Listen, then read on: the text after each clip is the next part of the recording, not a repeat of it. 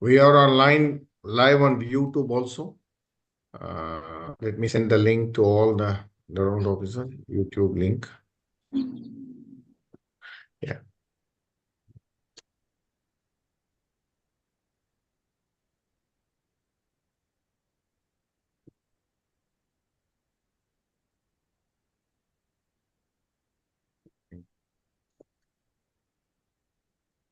So, yeah.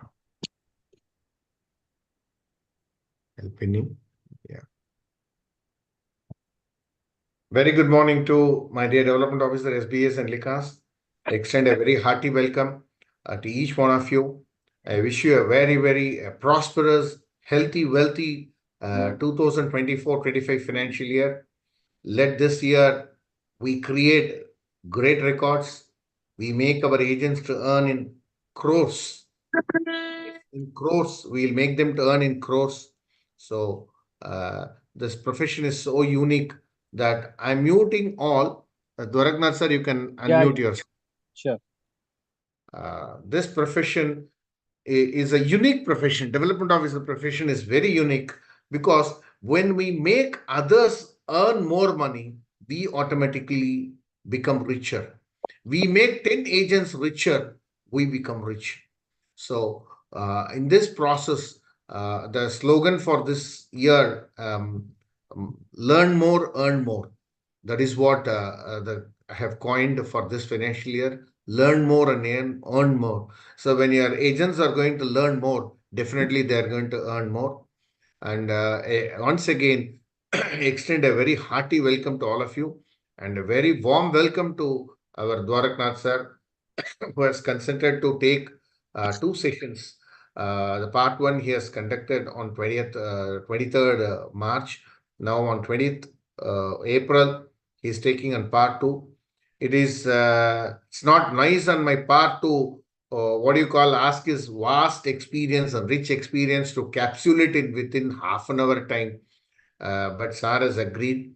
Definitely, the session will be more exciting. We have got feedback from all apart from development officer and agents, we have got from some of the underwriters have called and told me the session is very unique, and they asked how we can make understanding the underwriter is how the topic itself so inviting. So when we understand underwriter, our proposals will get completed very fast. The ultimate aim is that nowadays the customer expectations are very high. They want everything to happen in jiffy speed because we are in a app era. We are in youngsters. They want proposal to be given. They want everything to be completed in a day or two. So this session will help you to take you faster completion. I request Dwaraknath sir to take the session. Sir, once again, I thank you and invite you for this session. The floor is yours, sir. Thanks a lot, sir. Yeah, thank you. I'll just share the screen before I start my presentation.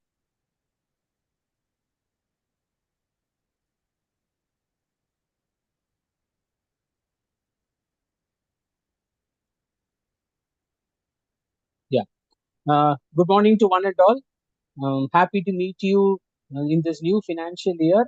My best wishes for a very successful financial year, just like any other year, for all my friends in the marketing. And thank to Sanjeevi for providing me another opportunity to speak about this Understand the Underrated in part two. Well, in the first part, we understood what exactly the underwriter is seeing, what is he looking in case of an application or a proposal form that is being submitted, and how exactly he reacts or responds to the information that is placed in front of him. So, this is the best way to understand the underwriter, what is in his hands, his or her hands, and what exactly he expects from us. Now, in that context, while understanding the underwriter, there are two factors or two principles that came into my mind. See, most important thing is underwriter and underwriting. These are two different words, but they are supplementary to each other and complement each other very well. There is no underwriter without the job of an underwriting, and there is no underwriting without the role of an underwriter. If we understand this, then we will surely would have garnered the entire information about what an underwriter is seeking, and we would have understood the underwriter much better. So underwriter and underwriting are one complementing factors to each other. And if we understand underwriting, we will be in a much better position to understand the underwriter. In that context, what is underwriting? Principles of life insurance about underwriting is explained in just two phrases. The first is something called an uberema fides, which is utmost good faith. So the last in the first part, we saw only this. This was the basic underlining factor on which the presentation was made, where with utmost good faith, whatever information is provided by the prospect, by the primary underwriter and the marketing officials, that is being taken in full without any doubt. There is no investigation conducted, there is no doubting, we don't call for any other unless and until there is a gap in information. So whatever information is provided in that prospect, with utmost good faith, the proposal is accepted, or accepted with health extra, or rejected, or declined, or postponed, whatever. But some decision about the proposal is taken based on the utmost good faith of the information that is provided by the prospect along with the primary underwriter. Whereas in the second part, what we are going to see is something called an insurable interest. This is the basic of any life insurance. One marketing concept says marketing success is going to the basics and implementing the latest changes. This is in essence is a marketing success. So we have to always go to the basics. What is the basic in a life insurance policy? In selling life insurance policy, the basic is you sell life cover. All other things come secondary only. So that means to sell a life cover, the most important thing is the insurable interest. A husband has an insurable interest. A wife has an insurable interest on her husband. A child has an insurable interest on his father. An employee has an insurable interest on the employer. All these things. So insurable interest is the key as far as underwriting is concerned, and with that only the underwriter makes any advance towards understanding the proposal, accepting the proposal, or scrutinizing the proposal, or underwriting the proposal. So today the second part will be based on this aspect. Now I'm not going to define insurable interest, all of you are very familiar, but I will link this insurable interest with our underwriting and underwriter. Now, what is underwriting? If you ask me to explain in just one simple sentence what is underwriting, to understand underwriter, it is essential to know about underwriting. That is what I had told you in the beginning. They supplement each other, they complement each other. One doesn't exist without the other. Underwriting does not exist without the underwriter. Underwriter does not exist without the underwriting. So, to understand the underwriting, it is a process of risk classification. The basic essence, or very simply put, it is a process of risk classification. What exactly is a risk classification? These are the nomenclature that is normally used in different scenario of risk classification.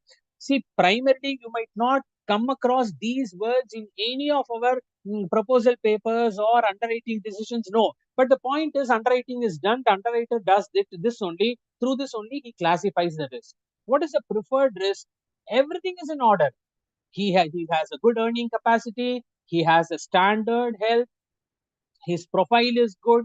So it is a preferred risk. So the preference is given to such proposals, and underwriting is done, and acceptance risk is accepted. That is a preferred risk. You would have found out in the latest changes 1.5 2 years before, which came in non-medical also, we had changed the nomenclature. From previously it was non-medical special, non-medical professional, and non-medical general. It has been changed to the preferred non-medical, special non-medical, and general non-medical. So preferred risk is something which has all the parameters for acceptance of the risk as per this classification. Then what is a low risk? There is some element of risk is available. We won't say it is a fully preferred risk. Some low risk is available, but still it can be accepted. So these low risks might be due to some income classification, or the type of service he is doing, or age factor, or some plan that is being proposed, and all those things. The third thing is medium risk. Some level of risk, medium type amount of risk is available. So on that basis, some additional scrutiny or more precautions are taken while accepting this risk. See, one point is I would like to make for consideration. Every life which is available in this earth are eligible for life insurance. Every life that is available in this earth are eligible for life insurance. It is only that the risk classification of that of those lives makes a difference between acceptance or acceptance with health extra, or not acceptance or declined or postponed, whatever decision is done. So risk classification is the key to underwriting. And if you want to understand the underwriter in full, you should understand that the underwriter is keen on this risk classification. He works according to the guidelines provided by him. And most importantly, I would use this word predominantly, which is called a gut instinct. Gut instinct is what your inner mind says, the first thing that comes into your mind. See, this is not only in underwriting, it happens in every sphere of our life, be it personal or official. Some decisions you take for yourself, some decisions you take for your family, some decisions you take for your child, some you decide the path you want to go, you choose your career. In everything there is some gut instinct involved. If sometimes, if many times, if you follow the gut instinct, you will find that you will be very happy with the decision that you have taken. The underwriter also has a gut instinct. As a matter of fact, as a primary underwriter, our field force also has that gut instinct. The moment they see a prospect, they will immediately have a gut instinct. Yes, this is a preferred person, we should give him a proposal. There is some doubt of element of doubt in giving a proposal. All these things the gut instinct tells you.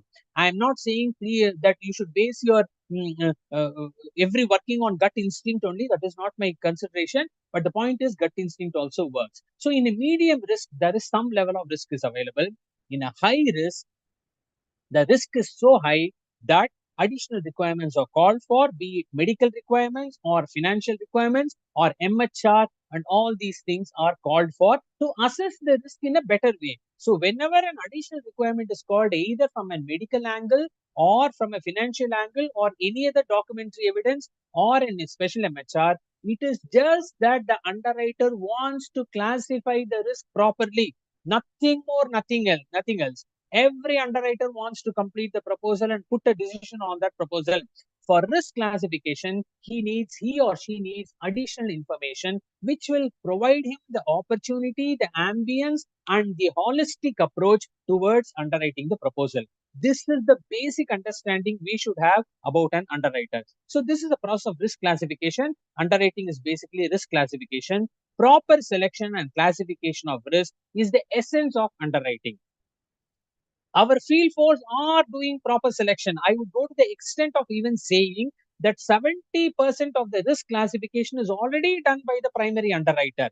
At the time of prospecting, at the time of assessing assessing the prospect, the 70% of the risk classification is already done by the underwriter. The last mile connectivity, if I can use that word, the remaining 30% risk classification and selection is done by the underwriter at the office. This is the essence. So, underwriting is nothing but risk classification. These are some nomenclature that are used as far as risk classification is concerned. You also do it knowingly or unknowingly. The field force does it. And proper selection and classification of risk is done by our underwriter. That is the basic understanding. Now, in a risk classification of an individual is primarily based on two types of profile. One is the financial profile, the other is the health profile. Financial profile is different from each person. It is not the same. A service person will have a different profile. A business person will have a different profile. A self-employed will have a different profile. A female will have a different profile. A male will have a different profile. A student will have a different profile. A non-earning major will have a different profile. A minor will have a different profile. A physically challenged person will have a different profile. Everyone has a different profile. In that, the financial profile also differs from person to person. That is why we ask for financial supporting documents over a period of time based on our experience, based on the lives that we have accepted, based on the risk classification. We have enhanced the financial document submission. Now you will understand that up to 25 lakhs of sum under consideration or sum assured We don't need any financial documents. Whatever is declared in the proposal is sufficient. Over and above that, we call for additional supporting documents like ITR, or we can call for computation of income, or even some special MHR for enhancing the financial profile of the individual. So financial profile is a must. It is a part of a risk classification. It is the primary source of a risk classification. It differs from person to person. The second is the health profile, which is absolutely necessary. Medical reports, non-medical, preferred non-medical, special non-medical, non-medical general, only medical, medical with special reports. These are all various classifications, categorization has been done to assess the risk of the person through his health profile. Many a time, the doctor understands that the medical officer calls for some additional reports based on the existing reports. Why? Because he wants some additional information to assess the health profile of the individual. So any additional requirements are only to classify the risk properly based on the health and do a proper selection. So these are the two major profiles that are required. Why I'm making it a point to tell this is, if there is an opportunity for you to provide as a field force, for you to provide additional information through supporting documents, or through letter, or through declaration from the prospect, or through an MHR by an official, you should give as much information as possible about the financial profile. I will give you, last time itself I spoke about that. I will give you one incident. There was this proposal from a Fortune 500 company owner. So why that information about Fortune 500 was not given earlier? Only when we called for some additional information about the financial profile, immediately the branch in charge, he found out that this company owner is coming under a Fortune 500 company. So he immediately gave the profile, and you wouldn't believe, within 1 hour the proposal was underwritten, accepted by reinsurer.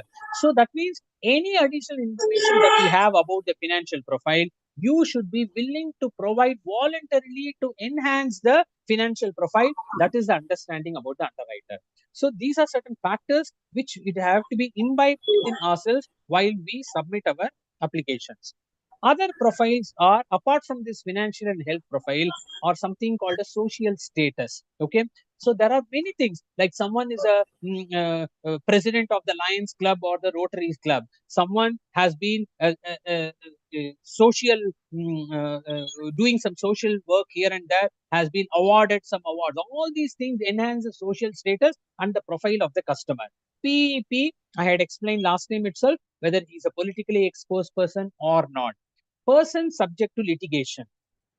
In the last 20 years, if you see, there has been lot of instances where people are subjected to some litigation in one way or the other, either personally or through their job profile, or through their social activities or public activities. I am not suggesting that person subject to litigation, the case will be summarily rejected. No, there has been umpteen instances where we had asked for additional information. We ourselves have suggested in central office underwriting that please go and get this information from this a person, so that we can assess the level of litigation where it stands. Many a times the cases keep lingering on and on, and for no fault of the prospect, the case is not closed. Yeah, we would, primarily speaking, we would like to have a final court judgment to assess the profile of the individual. But in cases where the case is still lingering in the court, then we can always have some additional information. So try to provide as much information as possible, so that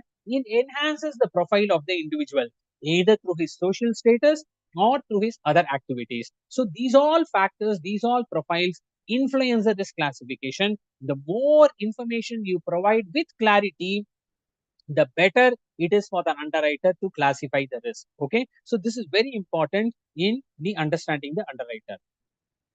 Proper selection. I will give a small example. Now, there are four aspects that I have provided in this table. The first is the life, which you are looking at. The next is the income earning capacity or the financial profile. The second is the health profile. And the third is what an underwriter does based on that. Take an example, any male or female who is has an income earning capacity. Health is standard.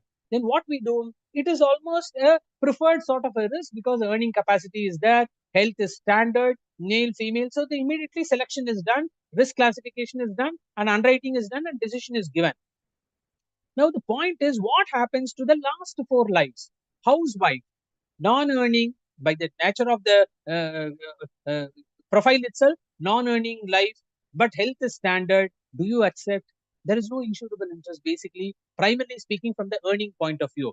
But over a period of time, the organization has understood that housewife also has insurable interest, and housewife also has an earning capacity which cannot be fully quantified, but still on that basis only we started giving proposal, I mean, policies for category 3. Now it is renamed as class B or category B.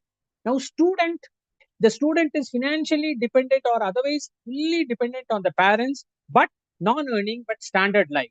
Do we give a proposal? Do we accept the proposal? Minor, no insurable interest, but the fully dependent financially, morally, ethically, everything dependent on the parents, non-earning, standard life, but do we select it?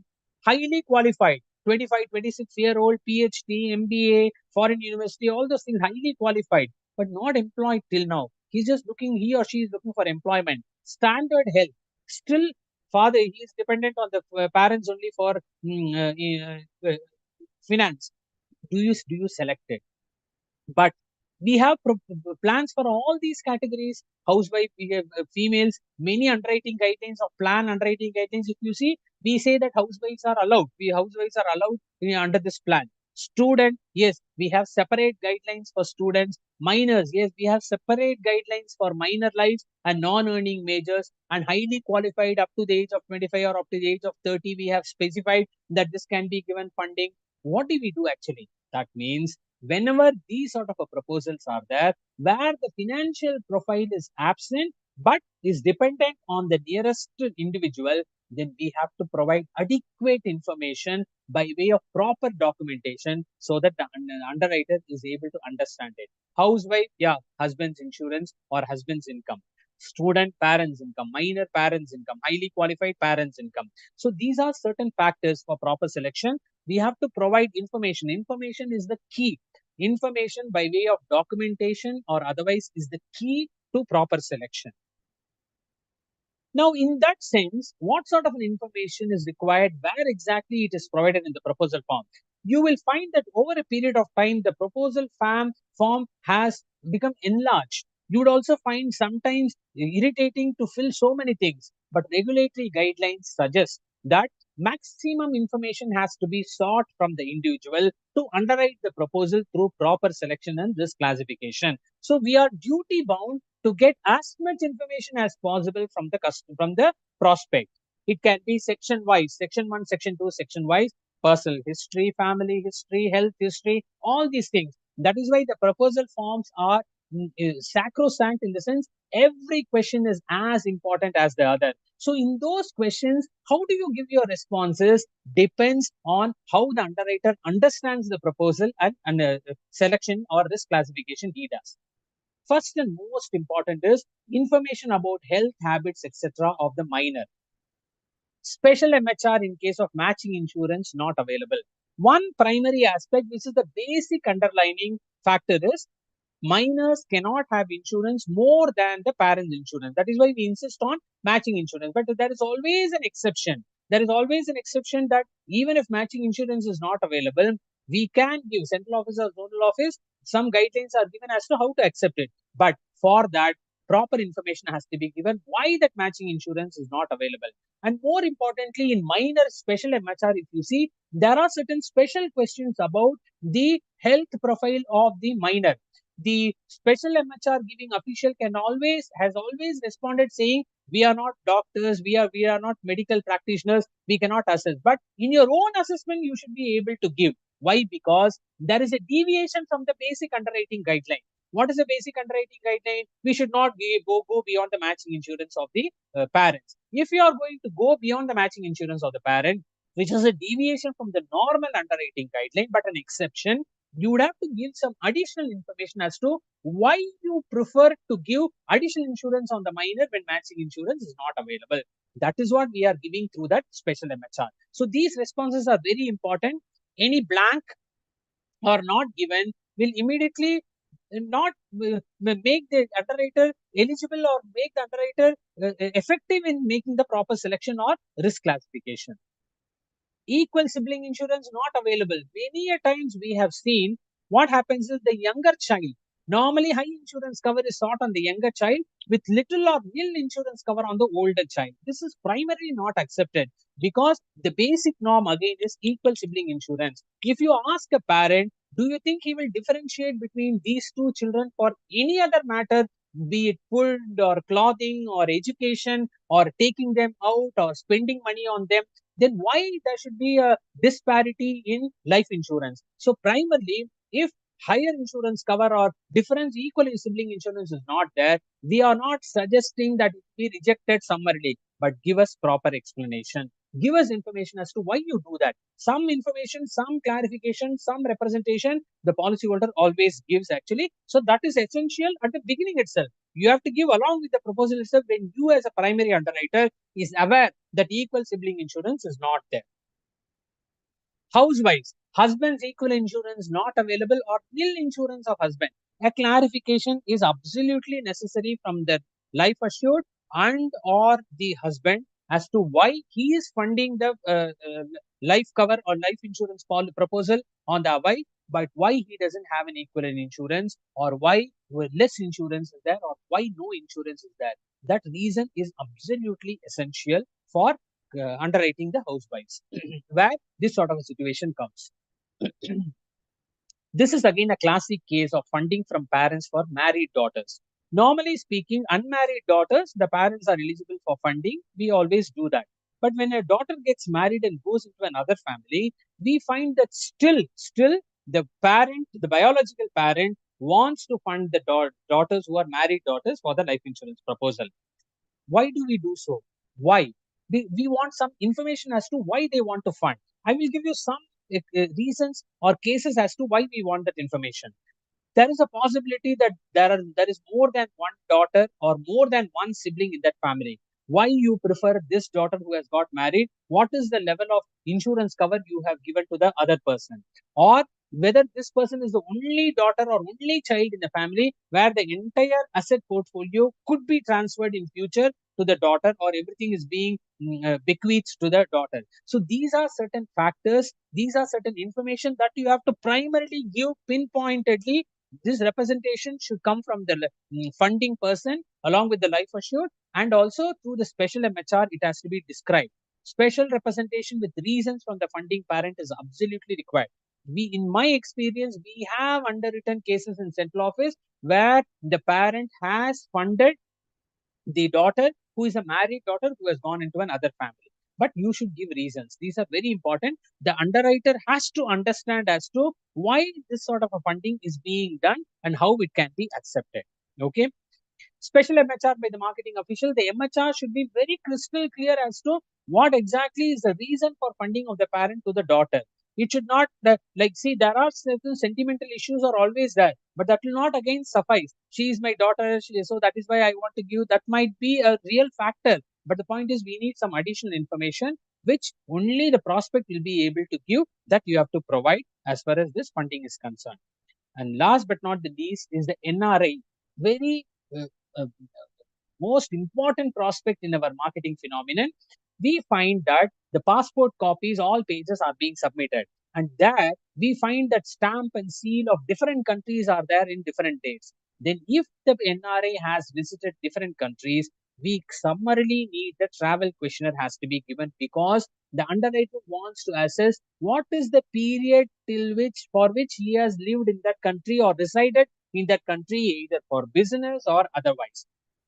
Now, why this is required? We all know that all the 240 and odd countries across the globe are categorized into 5 groups: Group 1, Group 2, Group 3, Group 4, and Group 5. Group 1, 2, 3 are some high socio-economic political profile of the country has a high risk, whereas Group 4 and 5 are more preferred. Group 5 is the most preferred, some 108 countries are there. So, if this person has traveled to those countries, Group 1, Group 2, Group 3, with substantial residents staying in that country, then we would like to assess it in a different way. I mean, we means the underwriter would like to assess. So understand the underwriter's proper selection and risk classification. These information are absolutely necessary. So these are certain responses. As a matter of fact, I can go on and on and on as far as these responses is concerned. That these are certain very unique responses which are required when you give your proposal without asking for the underwriter asking for requirements. This has to be submitted. There are many instances where we call it as a straight through approach. The proposal comes in the morning, scrutinized, say underwritten, say either through reinsurer or by the respective FPSO office. Immediately, same day decisions have been given. There is no doubt about it. That because all these factors have been considered and the underwriter has been given the best comfortable position possible to assess the risk. Others, there are certain special considerations, high sum assured taken at a higher age, and that too first insurance. As a matter of fact, now proposed plans are coming with maturity, the entry age being 60 or up to 65 also. We are not suggesting that they should not be given. Yes, give. But if it is going to be the first insurance at the highest age possible, then give the reason. The representation or the proposer has to give a reason that why he is taking high sum assured at a higher age and where he has not taken any previous insurance at all. High sum assured taken now with PP being very small. He has worked for the last 30 years or so. He has been in the occupation, but he has taken 1 lakh, 2 lakh, 50,000, 2 lakh, 3 lakhs only. But now he's going for a 1 crore. Time and again, I'm repeating, we are not suggesting that these proposals will not be considered. No, that is not our interest. That is not our consideration. But we would like to have as much information as possible. If you understand these aspects, where it goes along with underwriting and underwriter. These are all these things that I have suggested are part of an underwriting phenomenon which an underwriter is doing. Underwriting and underwriter cannot be separated. Every underwriter goes through all those things, be it as a smaller FPSO at a branch level or the highest FPSO at the central office level. These factors has to be considered. So if you put across these things to your agents and ensure that the proposals are submitted with all the relevant documents with proper certification from the appropriate authority, you can be rest assured that the proposal will be considered without any difficulty. Okay, so this is what I wanted to give as far as this. And last but not the least is the special MHR, sorry, occupation as business. Many a time we have found out that in the proposal form it is written as business, and even in the MHR it is written that the person is earning income through his business, so much so. But what sort of a business he is doing? Is it a manufacturing or trading? Is he in steel business or is he in hotelier restaurant where he has employed more than 50%? He has a chain of trade being chain of hotels being in different countries, different places. All these matter to the underwriter. All these helps the underwriter to make an efficient and effective decision. It is you who have to provide this information so that the underwriter is in a much better position for risk classification. So with this thing, I would like to close my presentation. The two major principles of uberema fides and insurable interest are well brought out in underwriting, and underwriting only is supplementary to the underwriter. If you have understood the underwriter, I am 100% sure your proposals will go through the straight through approach. Still, there will be some ifs and buts here and there, but still, that can always be circumvented by providing maximum information possible.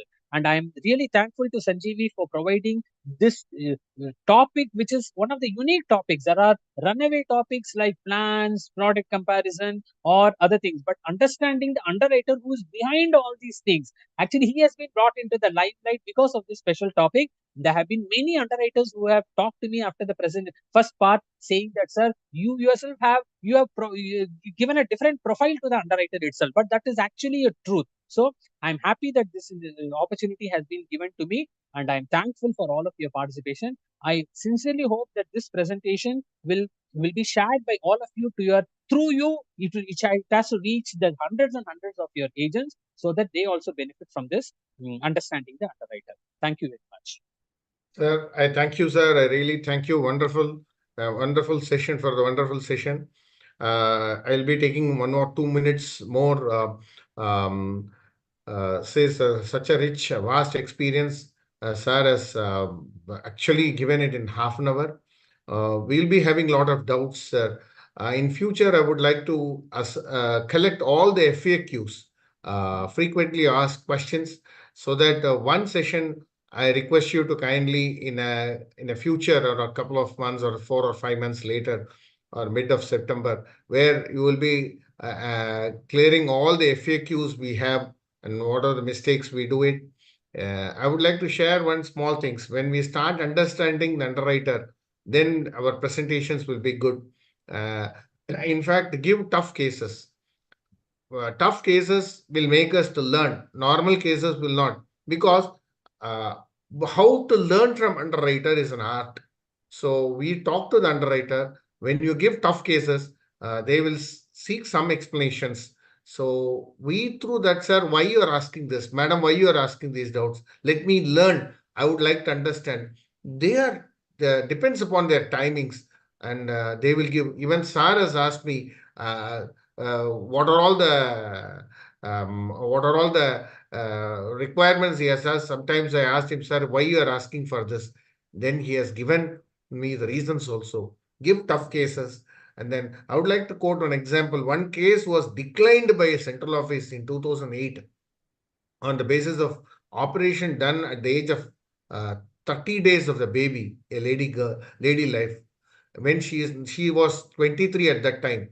So they declined the case. Then I asked the underwriter, because it was on 30-day operation, how to get a report. Then the underwriter guided me, go to a cardiologist and get a report. We went to a cardiologist and got the report in the present position. We sent it, and the same decline case was accepted. Because all this, we have to understand that underwriter is their part of us, LIC. They want the business to be completed. Only thing they want quality. We are helping there to make the quality assurance. They are on quality assurance officers. So we are there to help them. Our quality increases, LIC's quality will be there, and will be the market leader in claims also. Definitely, we are there. Thanks a lot for wonderful session, sir. Thank you. Thank you Welcome, all. welcome. Next session is C2C. C2C is customer to client. We will see that the session will be conducted by me. And then I really thank all the development officer SBAs and LICAS for a wonderful participation. Have a great day. Have a great year. Thanks a lot. Once again, I thank Murli sir. I thank Dwarakanathan sir for his wonderful session. Thank you, sir. Welcome. Thank you very much. Thank you for this opportunity. Thank you, sir.